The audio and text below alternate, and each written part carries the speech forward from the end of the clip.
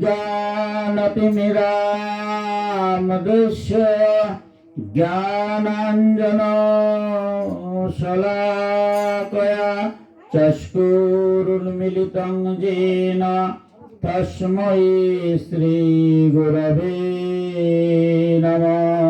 ॐ नमो भगवते वासुदेवाय। ॐ नमो भगवते वासुदेवाय। ॐ नमो भगवते वासुदेवाय। श्री भगवानुवाच अहं भक्तोपराधीन स्वतन्त्रैव द्विज साधुर्विग्रस्तहृदय ভক্তো জনপ্রিয়। শ্রী ভগবান বলছেন আমি সম্পূর্ণরূপে ভক্তের অধীন, তাই আমি স্বাধীন নই। সহজ সরল ভক্তজন আমার হৃদয়ে তাদের অধিকৃত করে রেখেছে। ভক্তগণ আমার প্রিয়, আমিও তাদের শ্রেয়। ভগবান বলছেন যে আমি সম্পূর্ণ স্বাধীন নই। আমরা মনে করি ভগবান ইচ্ছা করলেই যা কিছু করতে পারেন। ভগবান নিজে ভাগবতে এসে বলছেন না, আমি ইচ্ছা করলেই সবকিছু করতে পারি না, আমি ভক্তাধীন, ভক্তের অধীন। কারণ এই সহজ সরল ভক্তরা এই সংসার ধর্ম থেকেও সকল কর্ম সম্পাদন করেও আমার নাম গুণকীর্তন তারা করে। এই গুণকীর্তন করার মধ্য দিয়ে আমার হৃদয়কে তারা জয় করে নিয়েছে। তাই ভক্তগণ আমার প্রিয় এবং শ্রেয়। ভক্তগণ যা চায় আমি তাদেরকে তা দেওয়ার চেষ্টা করি। নাহমাত্মানমাশোষে ভক্তৈবৈ সাধুর্ভির্বিনা শ্রেয়ং চোত্যক্তিং ব্রহ্মণ যেষাম গতিরহং পড়া।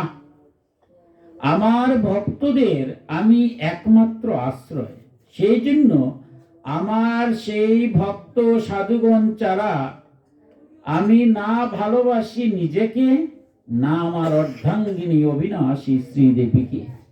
বলছেন যে আমার ভক্তরা আমাকে আশ্রয় করে, অর্থাৎ ভক্তরা সবসময় বুঝে এই সংসারে যা কিছু আছে সমস্ত ঈশ্বরের কৃপায়। তাই সমস্ত কর্ম করার আগে ভক্তরা আমাকে স্মরণ করে।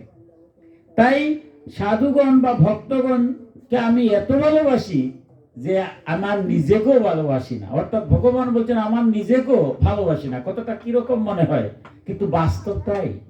জগতে অনেকবার ভক্তদের জন্য তিনি কলঙ্কিত হয়েছেন। বলছেন কলঙ্কিত হোক, যাতে আমার কিছু আসে যায় না, তবু আমার ভক্তকে কলঙ্কিত করতে দেব না। আমরা দেখেছি স্বয়ং গীতাতে ভগবান প্রতিশ্রুতি করেছিলেন যে আমি যুদ্ধ করব না। কিন্তু যখন বিশ্বদেব অর্জুনকে মেরে ফেলবেন, বিশ্বের সামনে দাঁড়াবার মতো ক্ষমতা অর্জুনের ছিল না, কারণ স্বেচ্ছা মৃত্যু। তখন ভগবান অর্জুনকে সরিয়ে সামনে নিয়েছেন, সামনে এসেছেন। বিশ্ব বলছেন বাসুদেব তুমি সরে যাও, আজ আমি প্রতিজ্ঞাবদ্ধ, তুমি না শুনলে তোমার উপরে বাণ নিক্ষেপ করতে বাধ্য হব। ভগবান চিন্তা করলেন এই মুহূর্তে যদি আমি যুদ্ধে না যাই তাহলে আমার ভক্ত অর্জুন আর বাঁচবে না। তাই তিনি সরলেন না। বিশ্ব কি করলেন, প্রথমেই বাণ মারলেন। ভগবান শ্রীকৃষ্ণের কবচ কুণ্ডল এগুলা ভেঙ্গে ফেলছেন, রক্তাক্ত হয়ে গেছেন। ভগবান সাথে সাথে রথ থেকে নেমে রথের চাকা নিয়ে ধাইছেন।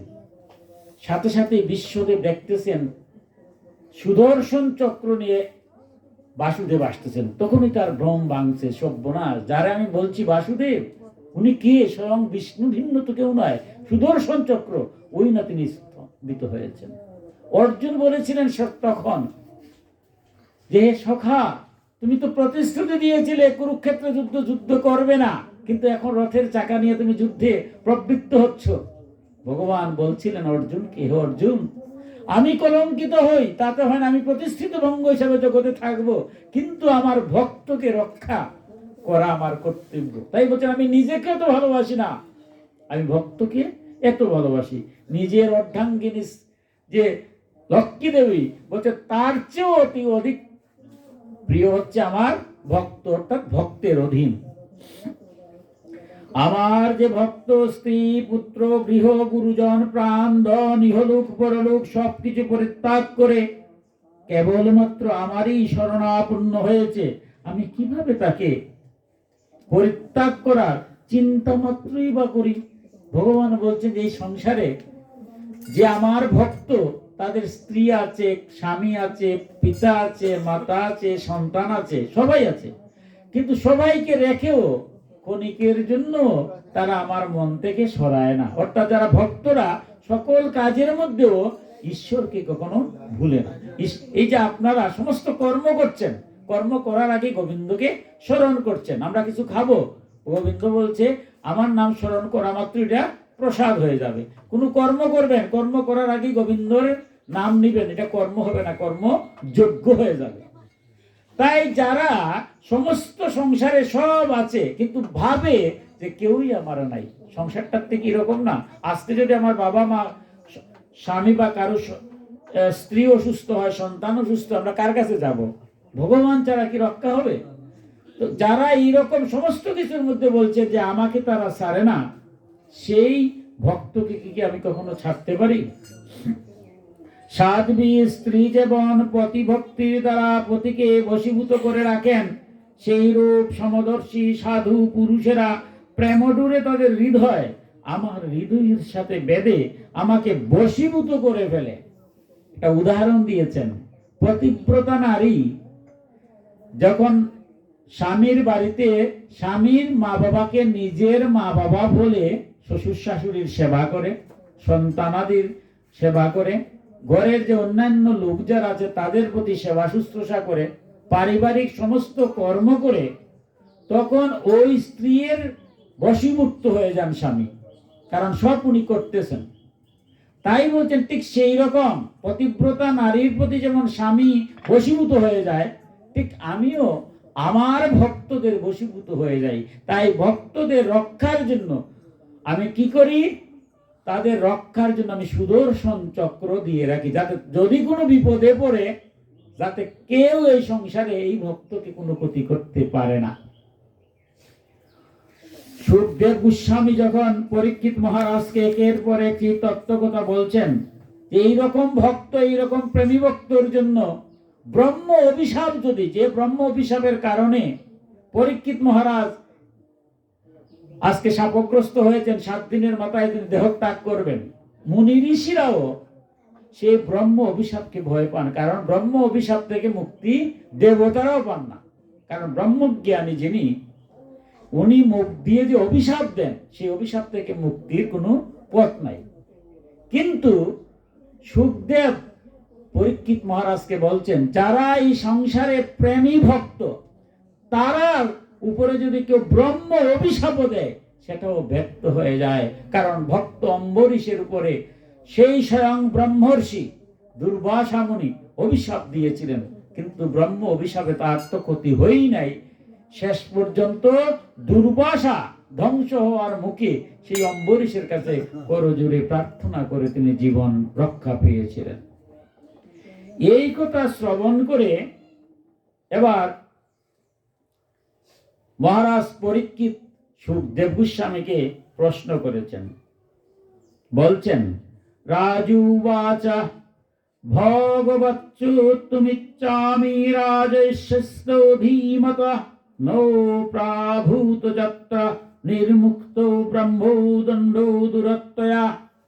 মহারাজ পরীক্ষিত বললেন, হে ভগবান, ক্রুদ্ধ ব্রাহ্মণের দূরতিক্রমণীয় ব্রহ্মসাপ পর্যন্ত যার প্রতি প্রযুক্ত হয়ে নিজ নিজ শক্তি প্রকাশ করতে সমর্থ হয়নি, সেই ধীমান রাজর্ষি অম্বরীশের চরিত্র আমি শুনতে ইচ্ছা করি। সর্বনাশ, প্রেমী ভক্ত এরকম অম্বরীশ, যে ব্রহ্ম অভিশাপ দূরতিক্রমণীয়, মানুষ তো দূরে কথা, দেবতারা পর্যন্ত রক্ষা পায় না, কিন্তু সেই অম্বরীশ সেই ব্রহ্ম অভিশাপ থেকে মুক্তি পেয়েছে। তাই সেই অম্বরীশ কিরকম ভক্ত ছিলেন দেখুন। এই যে ঘটনাটা, অম্বরীশের মতো ভক্ত আপনারা হতে হবে। আপনারা আছেন, আবার সেই কথাটা ভাগবতে স্মরণ করিয়ে দিচ্ছে কিরকম। দেখুন, প্রথমেই অম্বরীশের পরিচয়টা দিচ্ছেন সুখদেব গোস্বামী। অম্বরীশ কিরকম ছিলেন তিনি কি সংসার ত্যাগী সন্ন্যাসী ব্রহ্মচারী ছিলেন, না আপনাদের মতো একজন গারস্থ আশ্রমের লোক ছিলেন? এত বড় কথা, ব্রহ্ম অভিশাপ তাদের উপর লাগে নাই। তাই এবার সুখদেব বলছেন, শ্রী শুকবাচ অম্বরীশো মহাবাগো সপ্তদীপোবতী মহিম অভ্যায়ম চ স্বয়ং লব্ধা বিভূবম চাতুলম্ভুরি। সুখদেব বললেন, মহাবাগ অম্বরীশ সপ্তদীপবতী পৃথিবী অক্ষয় সম্পদ ও অতুল ঐশ্বর্য লাভ করেছিলেন। কে ছিলেন অম্বরীশ? মহারাজা, সপ্তদ্বীপের মহারাজ ছিলেন, অতুল সম্পদ ছিল। আর অক্ষয় সম্পদ, যে সম্পদ কখনো ক্ষয় হয় না, তাহলে অনেক সম্পদের অধিকারী ছিলেন, রাজ্যের রাজা ছিলেন। যদিও সেই সকল বিভব সাধারণ মানুষের পক্ষে অতীব দুর্লভ, কিন্তু তিনি সেই সবকে স্বপ্নতুল্য অনিত্য মনে করতেন। এরকম সম্পদশালী হওয়া জগতে হয় না, কিন্তু এত সব সম্পদের মালিক হয়েও তিনি ব্যক্তি জীবনে ভাবতেন এগুলা সবই অস্থায়ী, স্বপ্নর মতো। স্বপ্ন যেমন দেখি, স্বপ্ন ভাঙলি স্বপ্ন শেষ। বলছেন এই যে সম্পদ, এই মান, এই সম্মান, এগুলা কিছুই না, ভগবান দিয়েছেন পরীক্ষা করার জন্য, দেখতেছেন আমি কি করি।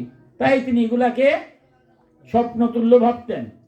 কারণ তিনি জানতেন যে ধন ঐশ্বর্যের লোভে মুগ্ধ মানুষ বুঝতে পারে না যে ওই সব বিভব অতীব নশ্বর।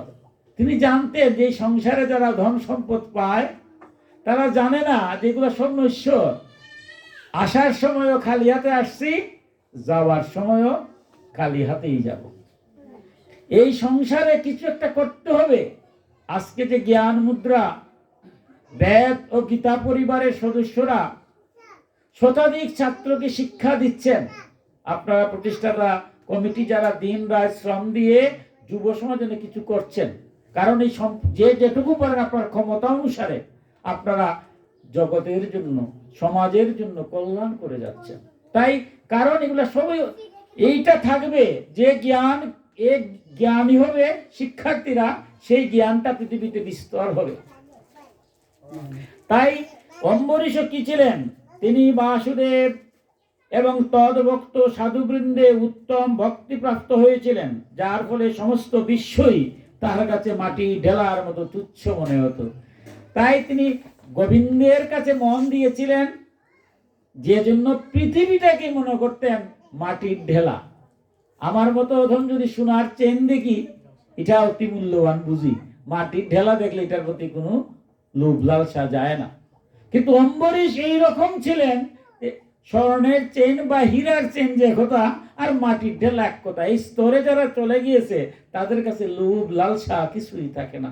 উনি সংসারে আছেন, রাজ্য পালন করছেন, পরিবার পালন করছেন, কিন্তু তার অন্তরে সবসময় যা কিছু আছে সবই পরা এবং অপরা প্রকৃতি। কারণ অপরা হচ্ছে পরিবর্তনশীল, সব পরিবর্তন। শুধু পরা কি, যেমন আমরা দেহটাও কিন্তু একদিন শেষ হয়ে যাবে। আমার এই সুন্দর দেহ, আপনার এই সুন্দর দেহ, এটাও থাকবে না, একদিন শেষ হয়ে যাবে। কিন্তু সেই দেহের মধ্যে যিনি পরমাত্মা জীবাত্মা রূপে আছেন, সেটা হচ্ছে নিত্য, সেটা হচ্ছে স্থায়ী। তাই তিনি আমার দেহের মধ্যে বিরাজ করছেন, তিনি দেখতেছেন। এখানে যারা দিন রাত শ্রম দিয়া জগতের কল্যাণ জন্য কাজ করছেন, এই কাজ করার জন্য কাউকে বলার প্রয়োজন আছে? গোবিন্দ সব দেখতেছে। আবার আমি যে কিছুই করছি না, তাও গোবিন্দ দেখতেছে। তাই অম্বরীশের মতো ভক্ত সব সময় ভাবেন যে আমি সমস্ত কর্মের মধ্য দিয়ে জগতের কিছু কল্যাণ করে যাই। তিনি তাই করে গেছেন।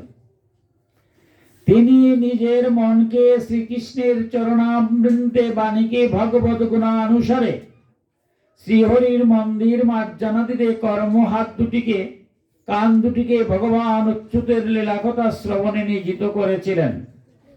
তার চোখ দুটিকে তিনি মুকুন্দ মূর্তি এবং মন্দিরাদি দর্শনে, অঙ্গাদিকে ভগবজ্জনের গাত্র স্পর্শনে, নাসিকাকে শ্রীকান্তের চরণ কমলার্পিত শ্রীমতী তুলসীর দিব্য গ্রন্থ গ্রহণে, জিহ্বাকে ভগবত উদ্দেশ্যে নিবেদিত মহাপ্রসাদাদি গ্রহণে নিযুক্ত করেছিলেন। তিনি তার পা দুটিকে ভগবানের ক্ষেত্র সমূহের প্রতি অর্থাৎ তীর্থ ভ্রমণে ব্যাপিত রাখতেন এবং মাথাকে সর্বদা ভগবানের পাদ বন্ধনে নিযুক্ত রাখতেন। তিনি কিরকম ভক্ত দেখুন। আমাদের এই সংসারে আমরা যে দেহখানা নিয়ে আমরা আসছি, তিনটা স্তরে আমার দেহখানা থাকে। একটা হলো পশুভূমিতে, একটা হচ্ছে মনোভূমিতে, আর একটা হচ্ছে আত্মভূমিতে।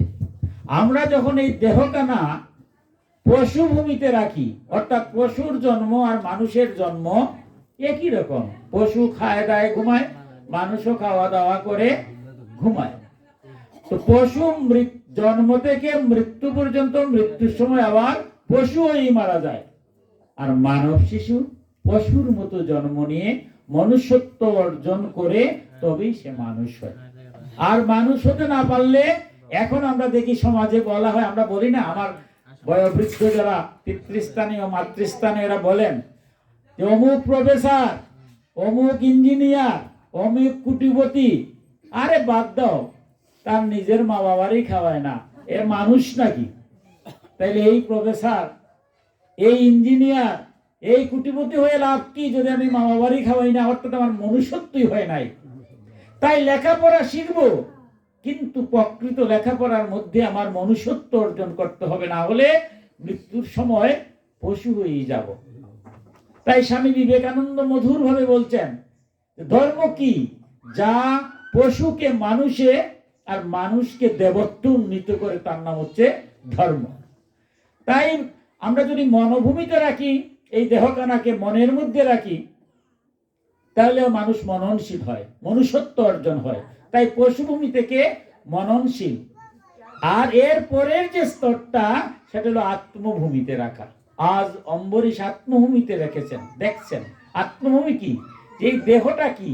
দেহটা তো আজ আছে, কাল নাই। আমার চোখের সামনে কত আত্মীয় স্বজন, বন্ধু বান্ধব চলে যাচ্ছে, এক সেকেন্ডও বিশ্বাস নাই, আমিও এক সেকেন্ডের মধ্যে চলে যেতে পারি। আমি যদি এই মুহূর্তে মারা যাই, মারা যাওয়ার কথাটা শুনলে একটু খারাপ লাগে, ভক্তের কাছে কোনো খারাপ নাই। আমরা যেখানে বেঁচে আছি, এটি আশ্চর্য, গোবিন্দের কৃপা। এই মুহূর্তে আমি মারা যাব, আপনি মারা যাবেন, এটাই ধ্রুব সত্য। বেঁচে আছি গোবিন্দের কৃপায়। যদি মারা যায় তাহলে কি হবে? আমার পূর্ববর্তী যা হয়েছে, কিছুক্ষণ কান্নাকাটি, এরপরে এই পঞ্চভূতে দেহটাকে আবার বিলীন করার জন্য অগ্নি প্রজ্বলন করে দেহটা জ্বালিয়ে দেওয়া হবে, আমি আর নাই।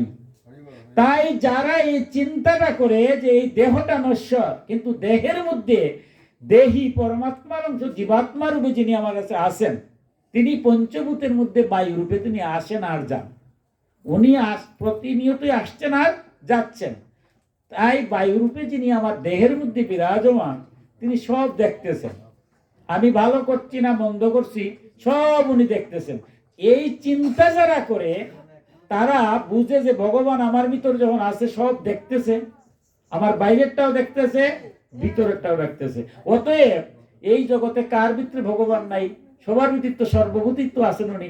এই চিন্তা করে যারা এই স্তরে গিয়েছে, তারা হচ্ছে, ওই যে বললাম, বিবেকানন্দ বলছেন, যা পশুকে মানুষ আর মানুষে দেবত্ব, তারা দেবত্ব উন্নীত হয়ে যায়।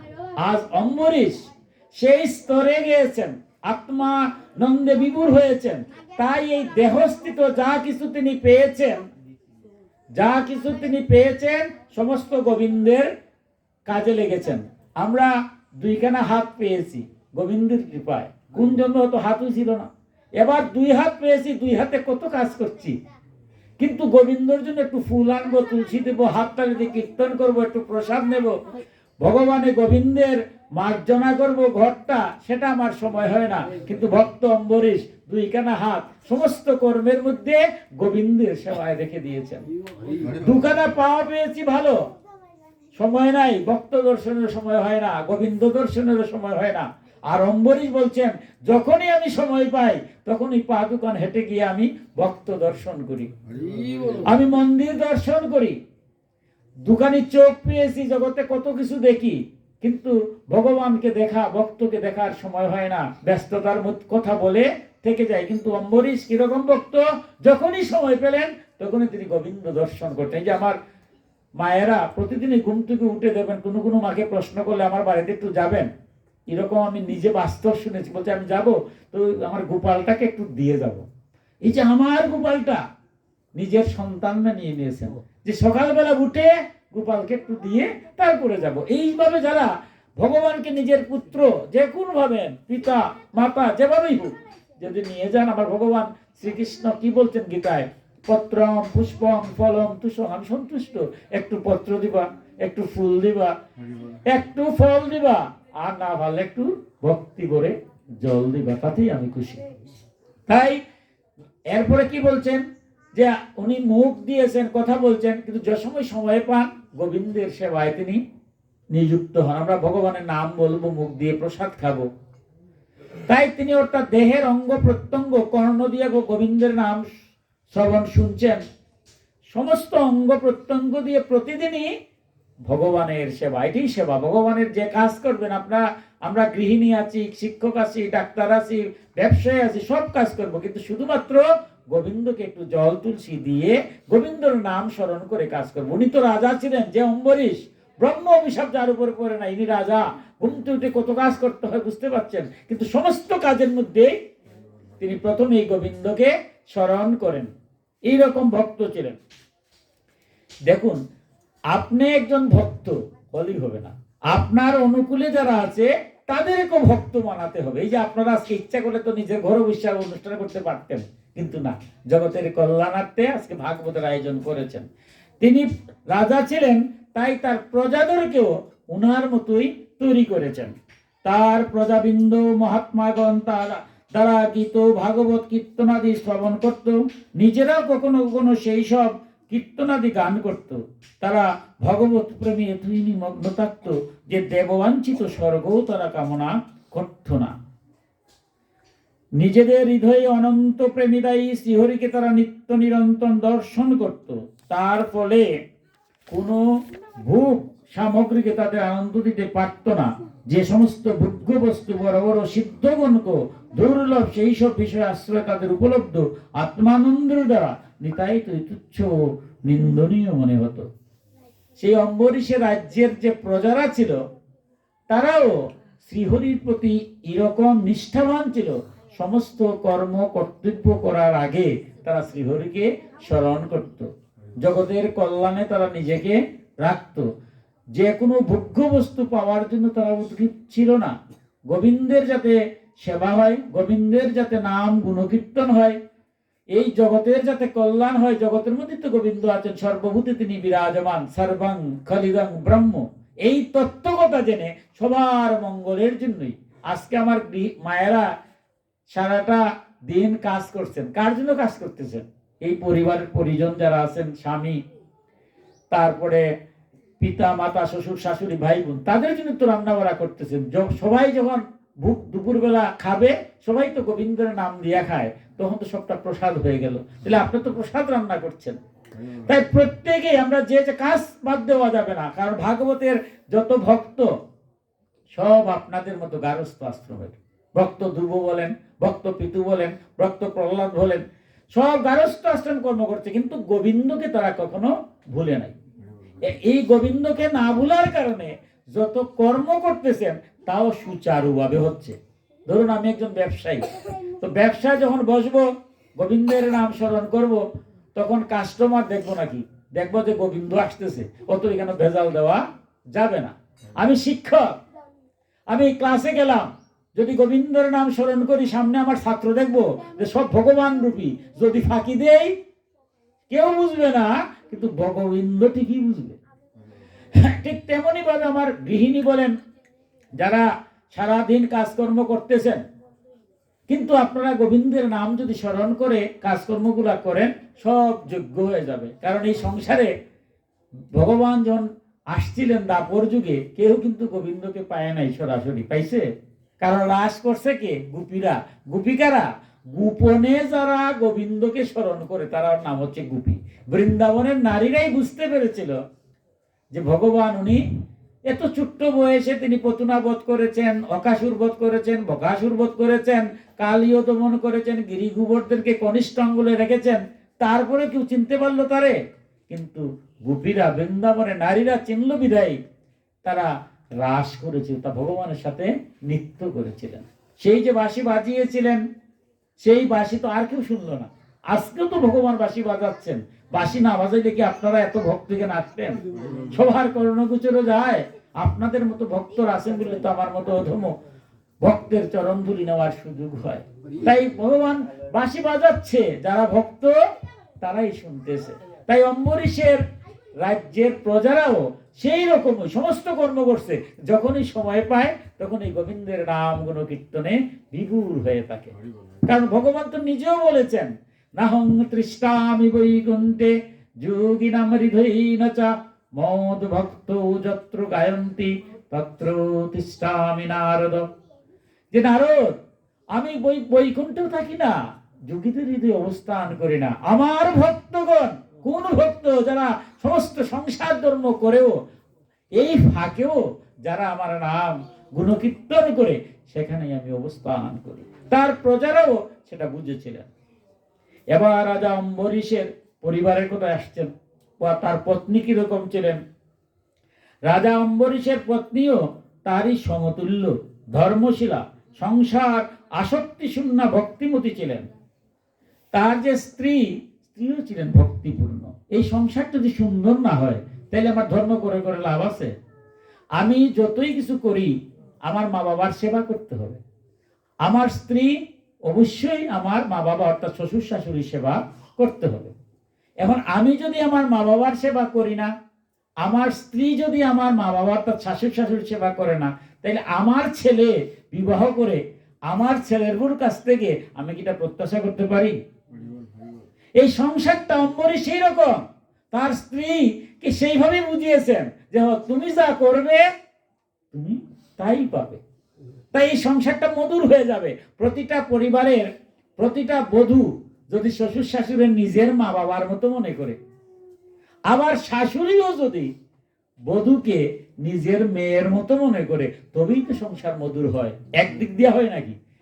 বধূও মানতে হবে শ্বশুর শাশুড়িকে মা বাবার মতো। সুতরাং মা বাবার সাথে কত ঝগড়া হয়, তাই মা বাবাকে তাক করতে পারি আমরা? যে বধূ সেই চিন্তা করে নিজের মা বাবার তাক করতে পারে না, সে কি তার শ্বশুর শাশুড়িকে বাদ দিতে পারে? পারে না।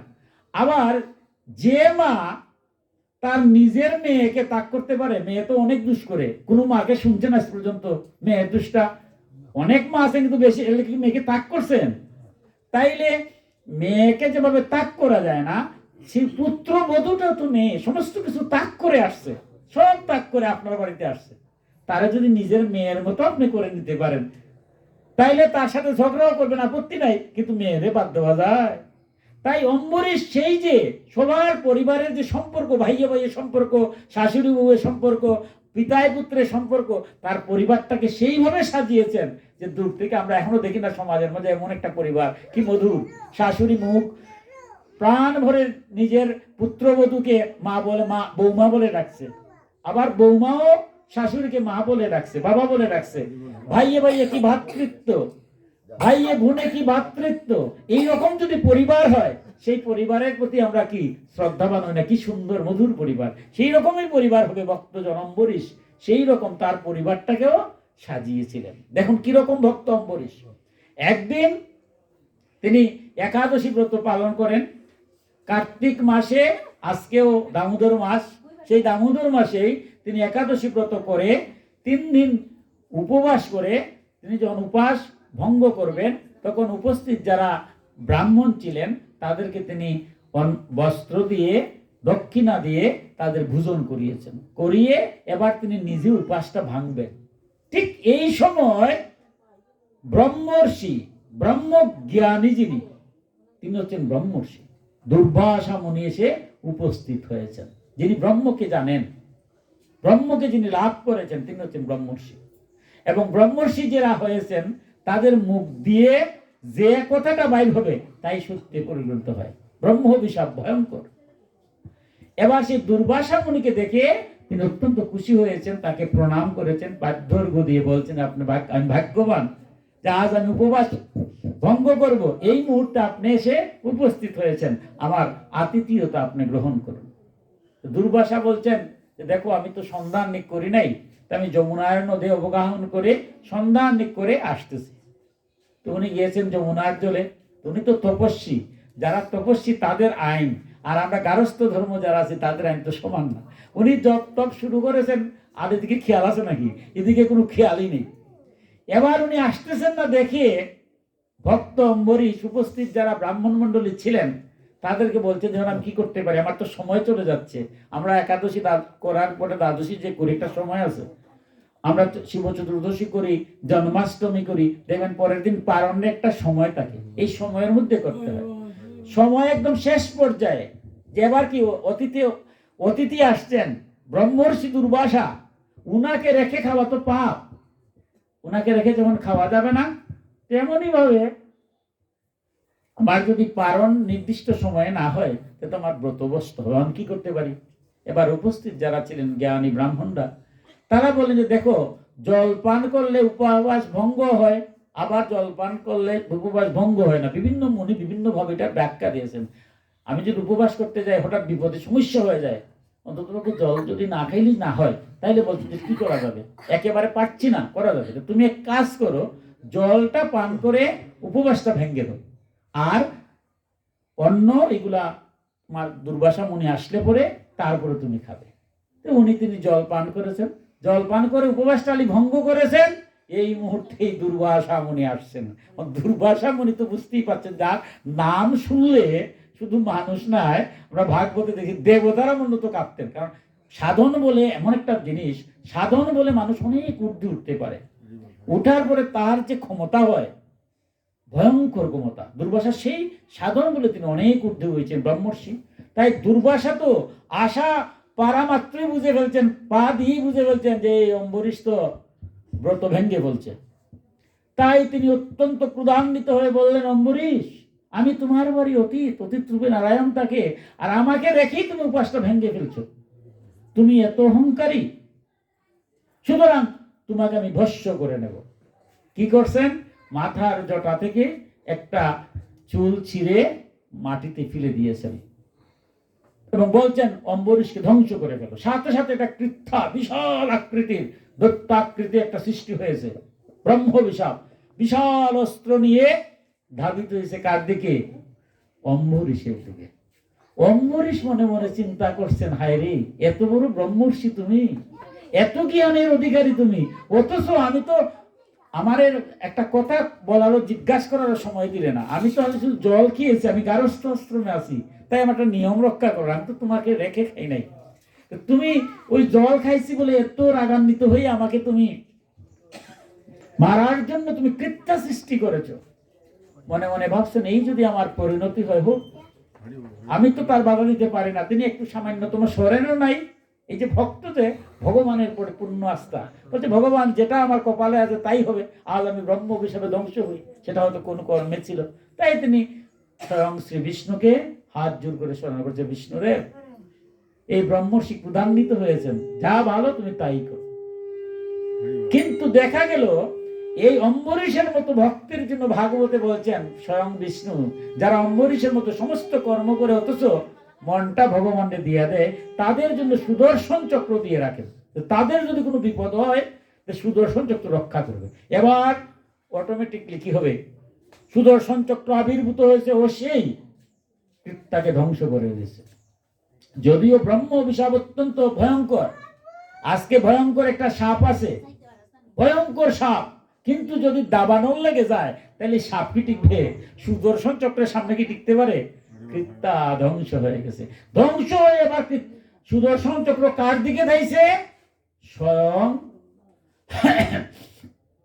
স্বয়ং মহারিষি তপস্বীর দিকে যখন ধাইছে, তখন দুর্বাসা মনে মনে ভাবছেন, সর্বনাশ, কৃত্যা ধ্বংস হয়ে গেছে, সুদর্শন চক্র আমার দিকে আইছে, এবার তো আর রক্ষা নাই। এবার তিনি পলায়নের জন্য দৌড় শুরু করছেন। দেখুন এখানে আমাদের কি ঘটনা, এত বড় তপস্বী ব্রহ্মর্ষি, এবার যেদিকেই যাচ্ছেন এদিকেই সুদর্শন চক্র যাচ্ছে। সুদর্শন চক্রের তাপ, অতিরিক্ত তাপে নিজেকে দগ্ধ হয়ে যাচ্ছে। তিনি সমস্ত পৃথিবী ঘুরছেন, কোথায় আর শান্তি পাচ্ছেন না। যুগ বলে তিনি এবার গিয়েছেন ব্রহ্মার কাছে। ব্রহ্মার কাছে যাওয়ার পরে ব্রহ্মাকে প্রণাম করে বলছেন যে দেখো সুদর্শন চক্র আমাকে ধ্বংস করে ফেলছে, তুমি রক্ষা করো। এবার ব্রহ্মা বলছেন দেখো সুদর্শন চক্র তো আমার না, স্বয়ং বিষ্ণুর। আমি ব্রহ্মা আছি, একটা কল্প পরে আমি নিজেও থাকবো না, এই সংসারে কেউ থাকেন, একমাত্র হরি থাকেন। সৃষ্টি তত্ত্বে আমরা দেখেছি 432 কোটি বছর পরে সমস্ত কিছু জলমগ্ন হয়, হরি থাকেন, সেই বিষ্ণু। সুতরাং আমি ব্রহ্মা কি, তিনি ভক্তকে এত ভালোবাসেন, ভক্তকে রক্ষার জন্য সুদর্শন চক্র, তুমি উনার ভক্ত অম্বরীশকে ধ্বংস করার জন্য তুমি কৃত্যা সৃষ্টি করেছিলে। সর্বনাশ, এই কৃত্যা ধ্বংস হয়ে তোমাকে তাপে দগ্ধ করতেছে, তোমাকে রক্ষা করার মতো ক্ষমতা আমার নাই। এবার কি করবেন? এবার গেলেন দেবাদিদেব শিবের কাছে। শিব দুর্বাসা মুনিকে দেখে বলছেন, হে দুর্বাসা মুনি, তুমি এত ব্রহ্মজ্ঞানী, তুমি কি জানো না যে ভগবান বিষ্ণু এত ভালোবাসেন ভক্তকে, তার ভক্তকে কেউ যদি ক্ষতি করে, সেই ভক্তের জন্য তিনি নিজের কুল মর্যাদা কিচ্ছুই রাখেন না, নিজেরও ভালোবাসেন না, তার নিজের স্ত্রীকে পর্যন্ত ভালোবাসেন না, এত ভালোবাসেন ভক্তকে। আমরা সময়ের স্বল্পতা তো যাচ্ছি না, এই যে রাধারানীর ঘটনাটা কি, নিজের বর দিয়ে দিছে নারায়ণকে, কারণ ভক্তরে তিনি ভালোবাসেন। তাই আমি দেবাদিদেব বিষ্ণুর সেই অস্ত্র, তুমি এক কাজ করে যাও স্বয়ং বিষ্ণুর কাছে, উনিও তো ব্যবস্থা করতে পারেন। এবার তিনি গিয়েছেন বিষ্ণুর কাছে, গিয়ে বৈকুণ্ঠে প্রণাম করছেন। বিষ্ণু বলছে দেখো আমি অত্যন্ত ভালোবাসি ব্রাহ্মণকে, তুমি ব্রাহ্মণ কুলে জন্ম নিয়েছো, জন্মনা জায়তে জ্ঞেয় সংস্কারায় দ্বিজুচ্যতে চারি বেদি ভবেদি বিপ্র ব্রহ্ম জানাতি ব্রাহ্মণ। ব্রাহ্মণ তো সহজ নয়, জন্ম মাত্রই ব্রাহ্মণ হওয়া যায় না, সংস্কার উপনয়ন হলে পরে তাকে দ্বিজ বলা হয়, যদি 4 বেদের জ্ঞান হয় তখন তাকে বিপ্র বলা হয়। আর যিনি ব্রহ্মকে জানেন তিনি ব্রাহ্মণ, ব্রহ্মর্ষি, তুমি সেটা জানছো, যার জন্য তোমার মুখ দিয়ে যা হবে তাই হবে। কিন্তু একটা শর্ত তো তুমিও জানো যে আমার প্রিয় ভক্তর আমি কত ভালোবাসি। আমার প্রিয় ভক্ত সারাটা দিন তোমার জন্য অপেক্ষা করবে, তুমি আমাকে ডাকছো, ঠিক আছে, সে রাজা, তার অনেক কাজ আছে, এই জন্যই গারস্থ আশ্রমের জন্য বিধান আছে, ওই পারণ আস্থার দিন করা যাবে না, একটা নির্দিষ্ট সময়ের ভিত্তিতে দেখবে সকাল 9টা 10টার ভিত্তি পারণ হয়, কারণ আমার কাজ করতে হবে না, কাজ বাদ দিয়ে কি আমার চলতে হবে? চলবো না। তাই গারস্থ আশ্রমের যে তুমি কি নিয়ম জানো না, তাদের যে নিয়ম, উনি তো রাজা, কত কাজ করবে, তুমি ধ্যানে বসছো আমার, ঠিক আছে বসছো, আমি তোমার ধ্যান রাখছি, এই জন্য তো সুদর্শন চক্র তোমাকে মারছে না, নাইলে ততক্ষণে ধ্বংস করে ফেলতো, তোমাকে তাপে দগ্ধ করতেছে। তো আপনি মৃত্যুর চেয়েও কিন্তু কষ্টটা ভয়ঙ্কর। দুর্বাসা বলছেন, হে প্রভু আমাকে মারছে না বলছো, আমি যে দগ্ধ হচ্ছি, আগুনের কাছে যদি আপনি বেশিক্ষণ থাকেন, আগুনের দগ্ধ আপনি যেভাবে, আমার মৃত্যুবতের চেয়েও খারাপ হচ্ছে, আর তুমি বলছো আমাকে তুমি ধ্বংস করছো, আমার একটু ধ্বংস করে ফেলো, হচ্ছে ভালো, আমি আর টিকতে পারছি না। এবার ভগবান বিষ্ণু কি মধুর হয়ে বলছেন যে দেখো দুর্বাসা, তোমাকে আমি ধ্বংস করতে পারবো না, তুমি ব্রহ্মজ্ঞানী, আবার তোমার রক্ষা করতে পারবো না, কারণ তুমি আমার ভক্তকে ধ্বংস করার জন্য কৃত্যা সৃষ্টি করছিলে। তুমি কি একবার জানো, তুমি কি মনের কথা, তুমি দেবজ্ঞানী হয়েছো, তুমি জানছো সে উপবাস ভাঙছে, কিন্তু কি উপায়ে উপবাস ভাঙছে তুমি জানো? এবার বিশ্বামিত্র মনে মনে চিন্তা করছেন, দেখুন জ্ঞানী হলেই হবে না, ঠিক কথা তো তুমি দেখো তো কি যুগ বলে উনি কি করছেন। এবার তিনি আবার যুগ বলে বসছেন, বসে দেখেন যে উনি উপস্থিত ব্রাহ্মণদের কাছ থেকে বিধান নিয়েছেন যে তুমি পানি জল পান করে উপাসটা ভাঙবো, কিন্তু এখন পর্যন্ত অন্ন খান নাই, যেহেতু দুর্বাসা খায় নাই। দুর্বাসা এও দেখলেন যে আজ প্রায় 1 বছর হয়ে গেছে আমি ঘুরতেছি, দৌড়তেছি, তাপদগ্ধ হচ্ছি, কিন্তু এখনো অম্বরীশ রাজ্য চালাচ্ছে, কিন্তু অন্ন এখনো গ্রহণ করে নাই, শুধুমাত্র একটু জল খেয়ে প্রার্থনা করছে বিষ্ণুর কাছে, হে ভগবান ওনার তার মধ্যে একটা সুমতি দাও, উনি বুঝুক, উনি আবার ফিরে আসুক, উনি আমার বাড়ি অতিথি, অতিথি রূপে নারায়ণ, তাকে রেখে আমি খেতে পারি, তাকে অন্নভোগ দিয়ে আমি খাবো। এবার বিশ্বামিত্র যখন দেখছেন, দেখার পরে তো উনি হাউ হাউ করে কাঁদছেন যে হে বিষ্ণুদেব, আমি ব্রহ্মজ্ঞানী হয়েছি, কিন্তু তোমার ভক্ত যে এরকম, আমি তো সেটা বুঝতেই পারি নাই, তোমার ভক্ত যে এত ঊর্ধ্বে, এবার আর কিছু লাগবে না, এখন কি করতে পারি বলো। এবার বিষ্ণু বলছে, যাও তুমি এক কাজ করো, আমি রক্ষা করতে পারছি না, আমি তো প্রতিশ্রুতিবদ্ধ, তাকে সুদর্শন চক্র দিয়ে রেখেছি, তুমি যাও আমার ভক্তের কাছে, আমার ভক্ত এত দয়ালু, দেখবে তোমাকে কত সুন্দরভাবে এখান থেকে রক্ষা করে দেয়। এবার দুর্বাসা মুনি যখন দেখলেন ও অনুভব করলেন, তখন তিনি নিজেই অত্যন্ত লজ্জিত হলেন। আবার তিনি অম্বরীশের কাছে আসলেন। অম্বরীশের কাছে যখন আসলেন, এসে কি মধুর কথা এখানে দেখুন, বলছেন অম্বরীশের কাছে এসে হাত জোর করে তিনি প্রণতি জ্ঞাপন করছেন অম্বরীশকে, যে অম্বরীশ, এই সংসারে আমি জানতাম অনেক কিছুই, কিন্তু কিছুই যেন আমার অহংকার, আমার জ্ঞানও কিন্তু অহংকার হয়ে যায়, আমি বহুত বড় জ্ঞানী, আমার মতো আর জ্ঞানী কেউ নাই, এই কথাটা ভাবা মাত্রই আমার সমস্ত জ্ঞান শেষ। কারণ প্রকৃত জ্ঞানী বুঝে এই জগতে আমি কি জানি, কিছু জানি, কিছুই জানি, এই সংসারে কত জ্ঞানের ভান্ডার। তাই নিজেরে আমার মহাপ্রভু কি বলছেন, ত্রিনাদপি সুনিচেন তরুড়ি বা সহিষ্ণুনা অমানীনা মানতেন কীর্তনা সদাহরি। যারা ভক্তরা কিরকম, তৃণের মতো হীন, ঘাসের উপর দিয়ে উঠে গেলেও কেউ কিছু বলে না, এরকম। বৃক্ষকে কেটে ফেলে, বৃক্ষ ধৈর্যশীল, সে কিছু বলে না। অমানি না, যার কেউ সম্মান দেয় না, কিন্তু যারে কেউ সম্মান দেয় না তার ভিতরে কি ভগবান আছে না? তাই ভক্তরা কি করে, তারও সম্মান দেয়। আমার হরিনাম কীর্তনে যখন আসে, এই সমাজের মধ্যে কিছু লোক আছে একেবারে সম্মান দেই না, আমরা মনে করি একদম অধম, হয়তো কিংবা পাপী, হয়তো কুকর্ম করতেছে, কিন্তু হরিনাম যজ্ঞে যদি সে আসে, দধির মান্য যখন ভাঙ্গা হয়, আমরা কি মনের মধ্যে একবার প্রশ্ন করি যে তো জানি আমি যে একটা দুরাচারী, অথবা আছে না, আমরা জানি তো, কিন্তু এই সময় কি তার প্রতি আমরা কোনো এই ব্যবহার করে? ভক্তরা সবাই চরণধুলি মাথায় নেয়, তারও চরণধুলিটা নেয়। যা ভক্ত হচ্ছে এরকম, একেবারে দুরাচারী যে তারও ভক্ত জ্ঞানে সেবা করে, নিজের সম্মান কখনো চায় না। এবার বিশ্বামিত্রর মনে হাউ হাউ করে কাঁদছেন, আর অম্বরীশকে বলছেন, অম্বরীশ, এই সংসারে গীতা ভাগবতে কতটাই আমি জানি, উনি তো এমনি ব্রহ্মজ্ঞানী হন নাই, সমস্ত বেদ অধ্যয়ন করেছেন, 18টা পুরাণ তিনি জানেন, 18টা উপপুরাণ জানেন, 4 লক্ষ শ্লোক মহাভারত, তারপরে গীতা, এই যে স্মৃতি সবই তো তার কণ্ঠস্থ, কিন্তু সব জেনেও আমার ক্রোধটা নিবারণ করতে পারলাম না, আমি জানতেই পারলাম না যে তুমি শুধু জল খেয়েছো, খেয়ে উপবাসটা ভেঙেছো, আমার জন্য তুমি অপেক্ষা করছো, এখনো অপেক্ষায় আছো, আমাকে তুমি খাইয়ে তারপরে তুমি খাবে। এই রকম ভক্ত হে অম্বরীশ, আমাকে ক্ষমা করো, জন্ম জন্মান্তরের বড় পাপী।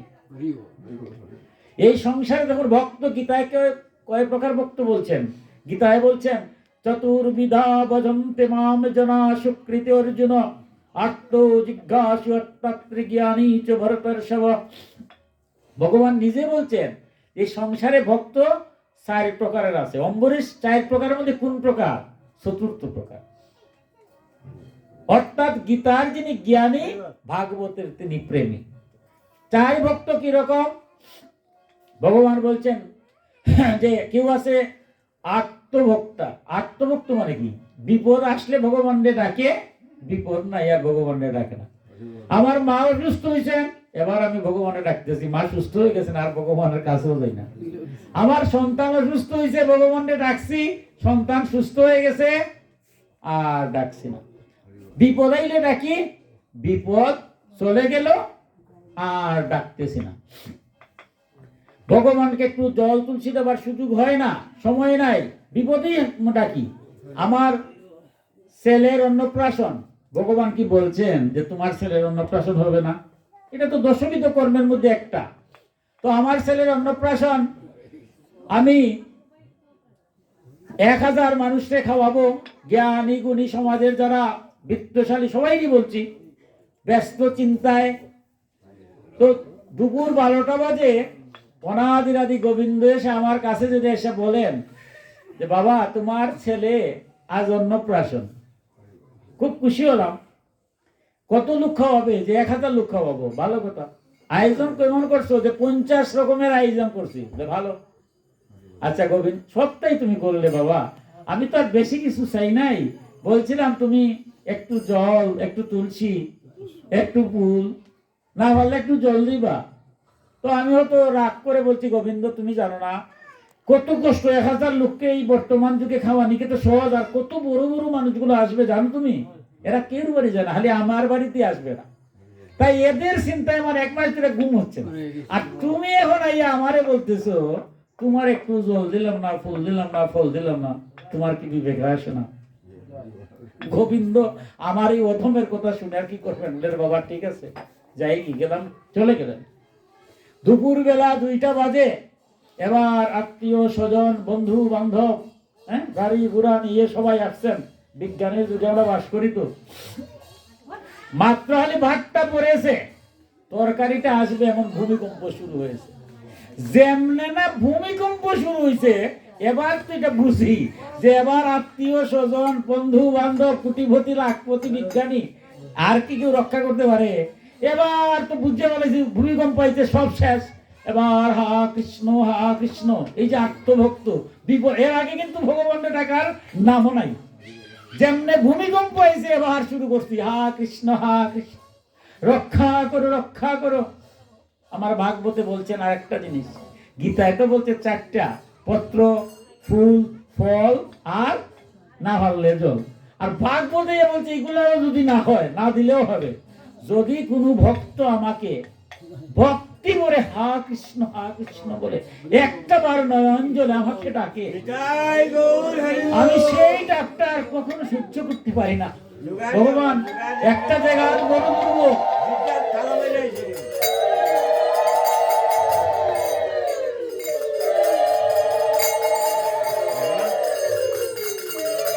ভগবান বড় দুর্বল। ভগবান ভাগবতে এসে বলছেন আমার ভক্ত যদি কেউ একটু নয়ন জলে আমারে পূজা করে, এর বড় পূজা আর কিছু নাই।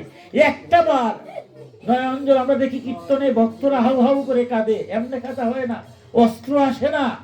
গোবিন্দকে যারা একদম প্রাণ খুলে ভালোবাসে তারাই বলে যে গোবিন্দ আমারে তুই কেন পাঠাইছো, আমি সংসার সব সময় পাই কিন্তু তোমারে দেখার সময় আমার হয় না। এবার যখন আমার ছেলের অন্নপ্রাশনে এই ঘটনা ঘটছে, ভূমিকম্প আইছে, বলছি ভগবান তুমি তো একটু আগে আসছিলা, আজ আবার জিজ্ঞাসা করছিলা, তোমার আমি ফেলে দিলাম, আর এখন ভূমিকম্প আইছে, আমি তোমারে ডাকতেছি। কিন্তু গোবিন্দ তো বলছেন ভক্তের ডাক সহ্য করতে পারেন। এবার গোবিন্দ এসে উপস্থিত হয়েছেন, ওসে বলছে বাবা 12টার সময় আসলাম, তোমার তো সময় নেই রে বাবা, 2টা বাজে, 2 ঘন্টা গেল না, এবার তুমি আমার এত হাউ হাউ করে ডাকছো, এবার তো বুঝে গেছি। হাত জোর করে বলছি গোবিন্দ ক্ষমা করো। কিন্তু ওই সকালবেলায় যদি একটু জল তুলসী দিয়ে গোবিন্দকে বলতাম যে আমার ছেলের অন্নপ্রাশন বাবা যেমনে তোমার ভালো হয় এমনি তুমি করো, তার কাছে সমর্পণ করে দিলাম, আত্মসমর্পণ তো এটাই চায়, তাহলে তো গোবিন্দই আমাকে রক্ষা করবে। তাই এরাও ভক্ত, বিপদ আইলে ডাকছি, বিপদ নাই আর ডাকি না। তাই বলছে 4 প্রকারের ভক্ত, এটা হলো আত্মভক্ত। এরপরে কি অর্থাত্রী ভক্ত। অর্থাত্রী মানে কি? আমার মতো একদম এই যে এখানে আসছি গোবিন্দকে কত বলতেছি, গোবিন্দ আমার ছেলে দাও, বিদ্যা দাও, লেখাপড়া করো, ডাক্তার করো, টাকা দাও, পয়সা দাও, ধন দাও, দৌলত দাও, কি পরিমাণ যে চাইছি, চাওয়ার আর শেষ নাই। ভগবানের লগে আমার চাওয়ার পাওয়ার সম্পর্ক, ভগবান ওইটা যদি দাও তোমার আমি এইটা দাও। আমার মতো অধম যারা শুধু পাওয়ার যাওয়া, এরা হচ্ছে অর্থাত্রী। তবে এরাও ভক্ত এই কারণেই, ভগবান বলছেন এরা তো বুঝেছে যে আমার কাছে চাইলে পায়, এরা তো আর কেউ কাছে চায় না, তাই এরাও ভক্ত, অর্থাত্রী ভক্ত, চাওয়া পাওয়া। এরপরে আরেক ভক্ত আছে কি জিজ্ঞাসু। জিজ্ঞাসু মানে ভগবান আছেন না নাই, পুরাপুরি অবিশ্বাস হয় না, আবার বিশ্বাসও কিরকম হয়, এটা তো কিরকম, ভগবানের দেখতেছি না, ভগবানকে কি দেখা যায়? কিছু ভক্ত আছে ভগবানের না দেখলে মানে পুরাপুরি বিশ্বাস করে না। যারা সকালবেলা জল তুলসী দিলাম, আরে ভগবান কি দেখছে? আরে যারা দেয় এগুলো আজারি কারবার। এই যে আস্তাদিন বিজ্ঞানের যুগে এখানে বসে কীর্তন করতেছে, ভগবানে ডাকতেছে, ভগবান কি দেখে নাকি? আবার বলে না দেখি, এটা তো হয় না, দেখেও তো মনে হয়। যেমন এক ভক্ত আমার মতো অধম এক সাধুকে দেখেছে, গিয়ে বলছে এই ভগবান কি আছে? আস্তাদিন জাগালি ধর্ম কথা বলেন, আর ভক্ত পাইলেই ভক্তর কাছে যান, ভগবান কি সংসারে আছে নাকি? ভগবান ভগবান এগুলা কিছু নাই। আর ভগবান তুই থাকে তা আমার সামনে একবার দেখাচ্ছেন দেখি যে ভগবান আছে। সাধু মানুষ চিন্তা করছে এটা কেমনে দেখা যায়, ভগবানকে দেখা কি এত সোজা? বলছে আমি নিজেই দেখতে পারি না, অনুভব করি বেটা, তোমার আমি দেখাবো কিভাবে? তো সে যখন বারবার বিরক্ত করছে, সাধুর হঠাৎ রাগ উঠে গেছে। সাধু করছেন কি করা যায়, হঠাৎ একটা ডিল পেয়েছেন, ইটের একটা টুকরা। তিনি চিন্তা করেন তাকে তো আমার উত্তর দিতে হবে। উত্তর দিতে গিয়ে সাধুদের যে কর্ম, তারা যে কি করে, কোন সেন্সে করে, সব তো বোঝা যায় না, কে কিস কাজ করে। তিনি উত্তরটাই দিচ্ছেন, ইটের টুকরা দিয়ে তিনি মাথার মধ্যে ঢিল মেরে দিচ্ছেন। ঢিল ঢামলে মারছেন, এটা তো ব্যথা পাইছে, মাথাটা একটু ফাটে নাই কিন্তু একটু ফুলে গেছে, প্রচন্ড ব্যথা হয়েছে। বলছে এই বুঝি তুমি সাধু, আসলে ভগবান নাই, থাকলে তো আমার দেখাইতে তো পারোই নাই, এবার আমার ঢিল মারছো, তোমারও আমি ছাড়বো না সাধু, কোর্টে গিয়ে মামলা করে দেবো। সে কোর্টে গিয়ে মামলা করে দিছে। কোর্ট তো আইন ধর্মাবতার সবার লাগে সাধুরে কাঠগড়া দাঁড়া করাইছে। দাঁড়া করাইয়া বিচারকেরও খারাপ লাগতেছে, কি করা যায়, কে মামলা তো বলছে আচ্ছা আপনি সাধু মানুষ, আপনার রাগ করলেন কেন? আর রাগ করে উনি বলছে ভগবান দেখাবেন, দেখাইতে পারেন না, বলবেন ভগবান নাই, অথবা ভগবান আছে আমি পারবো না, এটা না বলে উনাকে ঢিল মারলেন কেন? উনার প্রচন্ড ব্যথা হইতেছে, আপনার বিরুদ্ধে মামলা হয়েছে, আপনার কিছু কথা থাকলে বলতে পারেন না, কিন্তু আপনার শাস্তি হয়ে যাবে। সাধু বলছে অবশ্যই শাস্তি দিবেন, আমি যদি ভুল করি তাকে আপনি শাস্তি দিবেন না, আপনার কর্তব্য আপনি করবেন। তো ওই লোকটার সাথে আমি দুইটা কথা বলতে চাই আপনার সামনে। বলেন। তো ওই লোকটাকে বলতেছে এই তোমার আমি কি করছি? আরে কি করছি মানে, আপনি আমার ডিল মারলেন না। কোথায় মারলাম? আপনি যে আমার কপালে। কোথায়? এই যে এখানে একটু পুরা কমছে এখন। আচ্ছা ডিল মারলাম তো কি হয়েছে? প্রচন্ড ব্যথা, আমি 2 দিন অনেক ওষুধ খেয়ে এখনো ব্যথা কমে নাই। ব্যথা প্রচন্ড এখন আছে? হ্যাঁ আছে। কই দেখাও তো দেখি আমার ব্যথাটা। বিচারককে বলতেছে দেখুন ধর্মাবতার, উনি যে বলতেছে আচ্ছা ব্যথা কি দেখানো যায়? এটা তো অনুভবের ব্যাপার। উনি আমার বলতেছে ব্যথা দেখাবো। এবার উনি বিচারককে বলতেছেন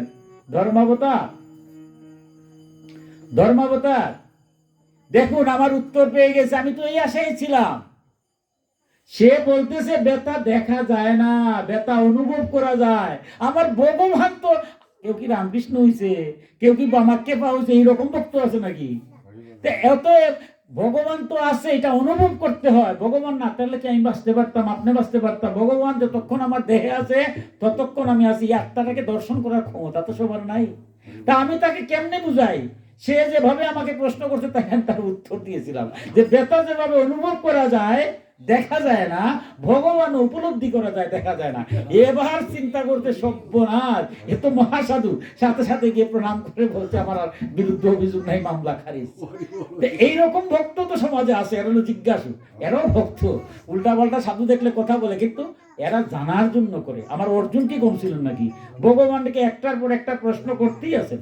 একাদশ অধ্যায়ে গিয়ে এমন ভাবে প্রশ্ন করতেছেন, ভগবানকে বিশ্বাস করতেছেন না। ভগবান তো বুঝেন, ভগবান দেখলেন যে সব আমার তো বিশ্বাসই করতেছে না আমি যে ভগবান। শেষে কি করলেন? কৃপার পরে তিনি বিশ্বরূপ দেখালেন। যেমনি না বিশ্বরূপ দেখালেন, বিশ্ব ব্রহ্মাণ্ডের সব অধিপতি, সমস্ত দেবতা, সমস্ত মানুষ সব তার মধ্যে আসছে। এটা দেখে অর্জুন ভীত হয়ে বলছে সখা তোমার এই রূপ আমি চাই না, তুমি তাড়াতাড়ি সম্বরণ করো। এই যে তোমার হাতে যে বাঁশি থাকে, 2 হাতের কি মধুর লাগে, তোমার এই বিশ্ব ব্রহ্মাণ্ডের রূপ আমি চাই না। গগ্রাসে সব খেয়ে ফেলছেন, দেখছে ভয়ঙ্কর লাগে, বলছে তোমার সেই রূপ আমি চাই। তাইলে অর্জুন তো এরকম জিজ্ঞাসু, অত সহজে ভগবানকে কি ছাড়া যায়? ভগবান একটু জানতে হবে। এরাও ভক্ত। আর শেষের যে ভক্ত হলো আপনাদের মতো জ্ঞানী ভক্ত, যারা জানে এই সংসারে সবই ভগবান বুঝে, তাই তারা আমার মতো ভক্তি দেয় না, অর্থাৎের মতো ভক্তি দিয়া বলে গোবিন্দ যা ভালো তুমি তাই করো, আর তোমার চরণ ছাড়া যেন আমি করো না। এই সংসারে আমি আসছি মনুষ্য জন্ম নিয়ে, সারাটা জীবন যেন কর্তব্য কর্ম থেকে আমি বিচ্যুত হই না। আমার পিতামাতার সেবা করতে পারি, আমার সন্তানের দায়িত্ব পালন করতে পারি, সমাজের প্রতি আমার দায়িত্ব পালন আছে, রাষ্ট্রের প্রতি আছে, বিশ্বের প্রতি আছে, সবার জন্য কল্যাণ করি। সব কল্যাণ করার মধ্য দিয়ে তোমার জন্য আমি সেবা করি। আমি গার্হস্থ আসছি, কিন্তু তোমাকে যেন আমার কখনো আমি ভুলি না। আমার মরণে তুমি থাকো, আর চরণে তুমি ঠাই দাও। কিছুই যখন চায় না, ভগবান বলছে আমি কি তার ভিতরে কি আছে জানি না? ভগবান জানে না? ভগবান তো তাকে সবই দেয়। তাই এইরকম ভক্ত হচ্ছে জ্ঞানী ভক্ত।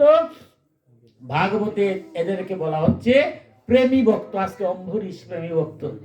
তাই দুর্বাসা মুনি বলছেন, হে অম্বরীশ, তোমার মতো ভক্ত, তুমি তো অর্থার্থী ভক্ত নও, তুমি আত্মভক্ত নয়, তুমি জিজ্ঞাসু ভক্ত নয়, তুমি প্রেমী ভক্ত। কিন্তু আমার দিব্য জ্ঞান হয়ে, ব্রহ্ম জ্ঞান হয়েও তোমাকে আমি চিনতে পারলাম না। এই সংসার ধর্ম করে যারা সমস্ত কর্তব্য করে গোবিন্দকে যারা ভুলে না, আমরা অম্বরীশের বৈশিষ্ট্য দেখেছি।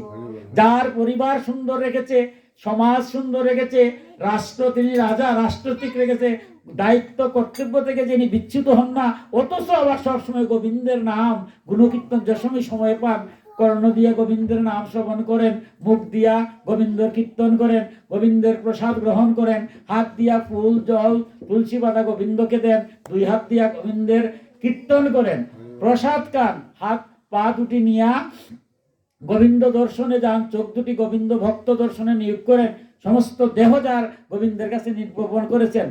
বলছেন দুর্বাসা, হে অম্বরীশ, তোমার মতো ভক্ত, আমাকে ক্ষমা করো, তোমার শ্রীচরণে আমি প্রণাম জানাই। দেখুন ভক্ত কারে কারে, কারণ তার জ্ঞানের মধ্যেও যদি অহংকার থাকে, সেই জ্ঞান হয় না। এতক্ষণ দুর্বাসার জ্ঞান ছিল, কিন্তু অহংকার যুক্ত জ্ঞান। এবার অহংকার শূন্য। আমার মহাপ্রভুকে সবার উপরে স্থান দেয় কেন? মহাপ্রভু অহংকারকে দুঃসীভূত করে ফেলছেন। এই যে গীতা ভাগবতের সমস্ত জ্ঞানকে কোথায় নিয়ে আসছেন? দধির ভাণ্ড ভাঙ্গায়।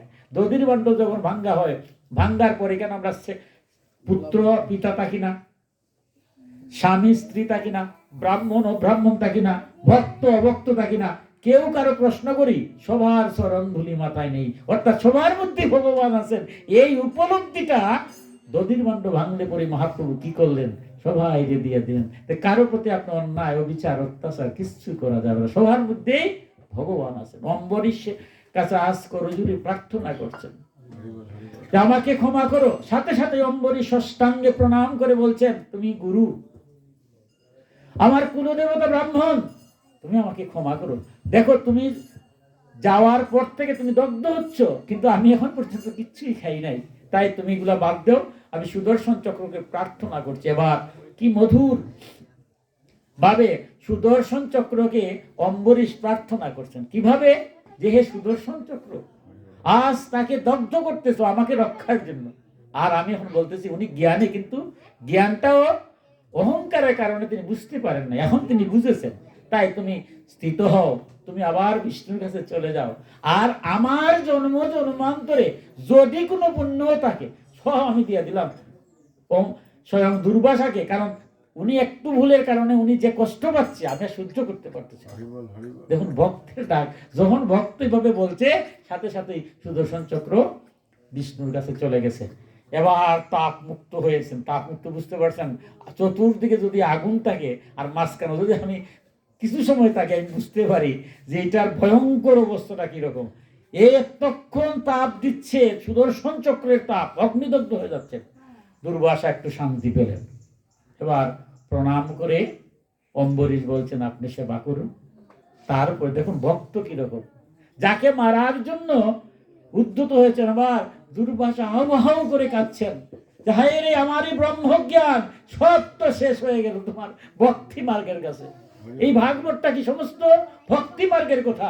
কারণ জ্ঞান অর্জন করে যদি সেই জ্ঞানকে কল্যাণের কাছে না লাগি, এটার নাম বলতে কুজ্ঞান। আজকে সমাজে ধ্বংস করার জন্য যে বোমা মারে, এটা তো একটা জ্ঞান। বোমা তৈরি করতে তো জ্ঞানের প্রয়োজন, কিন্তু মানুষের ধ্বংস করার জন্য লাগে, এটা তারা কোনো মঙ্গল হয়? তাই জ্ঞানটা হতে হবে মানুষের কল্যাণ, জগতের কল্যাণের জন্য। যখন জ্ঞানকে ব্যয় করবেন, তখনই আমার জীবনের সার্থকতা হয়। দুর্বাসা হাউ করে কাঁদছেন যে সারাটা জনম তপস্যা করে আমি ব্রহ্মর্ষি হলাম, কত অভিশাপ কতজনকে দিলাম, কিন্তু একটা বার তো ভাবলাম না এই সংসারে ভক্ত। আজ আমি তোমার কাছ থেকে সেই শিখলাম, তুমি ভক্ত কত। আমি তোমাকে হত্যার জন্য কৃত্যা সৃষ্টি করেছিলাম, আর তুমি আমার জন্য অপেক্ষা করে আছো প্রায় 1 বছর ধরে, তুমি কিচ্ছুই খাও নাই। হে অম্বরীশ, ধন্য তোমার ধন্য এই সংসারের। তোমার এই অম্বরীশের কথা, অম্বরীশ তোমার এই ভক্তের কথা জগতে যারাই শুনবে, যারাই বলবে, তারা তোমার মতো যেন ভক্ত হয়। আমি ভগবানের কাছে প্রার্থনা করি এই সংসারে যেন অম্বরীশের মতো ভক্ত হয়, যার জন্য ভগবান রক্ষার জন্য সুদর্শন চক্র দিয়েছেন। এবার পাদ্য অর্ঘ্য দিয়ে অম্বরীশ তার পা প্রক্ষালন করে তাকে সেবা করেছেন। দুর্বাসা বলছেন, এবার আমি সেবা করেছি, অম্বরীশ এবার তুমি সেবা করো, তোমাকে সেবা না করে আমি তো যেতে পারি না। অম্বরীশ এবার সেবা করেছেন, শ্যামবার করে এবার দুর্বাসা অম্বরীশকে কি আশীর্বাদ করছেন যে অম্বরীশ আমি চলে যাচ্ছি। এই সংসারে ব্রহ্ম অভিশাপ থেকে মুক্তি আমার জানা ছিল না, কোন পুরাণ ভাগবতে আমি নিজেও জানি নাই, কিন্তু আজ জানলাম যদি কেউ ভগবানের ভক্ত হতে পারে, তোমার মতো সংসার ধর্ম করেও যারা মন প্রাণ সমস্ত কিছু গোবিন্দের কাছে দিয়া দিছে, সেই গোবিন্দ কি না করতে পারেন। অম্বরীশ তোমার এই কাহিনী জগতে পরিব্যক্ত হবে, সবাই জানবে, আমার জ্ঞানের অহংকার তাও জানবে। আজ আমি জ্ঞান শূন্য হয়েছি যেভাবে, আমার মনে আনন্দ আর না। এই সংসারে যদি কেউ জ্ঞানী হয়, আর সে যদি জ্ঞানী যদি আবার জ্ঞানী যদি সে অহংকার শূন্য হয়, তার যে আনন্দ এই সংসারে এর চেয়ে আনন্দ থাকে না। তাই বলছে আজকে আমি জ্ঞানী ছিলাম, কিন্তু অহংকার ভক্তের মাধ্যমে ত্যাগ করলাম। আমার মধ্যে যে একটা পরমানন্দ হচ্ছে, যে আনন্দ হচ্ছে, তোমার আমি আশীর্বাদ করি এই পৃথিবী যতদিন আছে অম্বরীশ তোমার গুণগাথা সবাই শ্রবণ করবে, আর যারাই শুনবে তারাই তোমার মতো ভক্ত হবে, ইহকালে শান্তি পাবে, পরকালে শ্রী গোবিন্দের শ্রীচরণে এটাই পাবে। তা আমি ভগবানের কাছে সেই প্রার্থনা জানিয়ে আপনারা জ্ঞান মুদ্রা বেদ গীতা পরিবারের যারা সদস্যবর্গ আছেন, আপনারা সংসার ধর্ম করছেন, মা বাবার সেবা করছেন, যার যে অবস্থান থেকে সন্তানদের মানুষ করতে হবে, সন্তান যদি মানুষ না হয় তাহলে এই ধর্ম কর্ম করে আমার কোনো লাভ নেই। আপনারা যে মহতি উদ্যোগ নিয়েছেন সেই উদ্যোগটাকে আমি প্রণতি জানাই, আপনারা উদ্যোগটা সফল হোক। ভগবান আছে প্রার্থনা করে আপনারা অম্বরীশের মতো ভক্ত হয়ে জগৎ সংসারে মঙ্গল করুন। সর্বে ভবন্তু সুখিনঃ, সর্বে সন্তু নিরাময়া, সর্বে ভদ্রাণি পশ্যন্তু মা কচিৎ দুঃখভাগ ভবেৎ। এই পৃথিবীর সকলে সুখী হোক, সকলে মুক্ত হোক, সকলে শুভমত দর্শন করুক, সকলে শান্তি লাভ করুক। ওম শান্তি, ওম শান্তি, ওম শান্তি। জয়।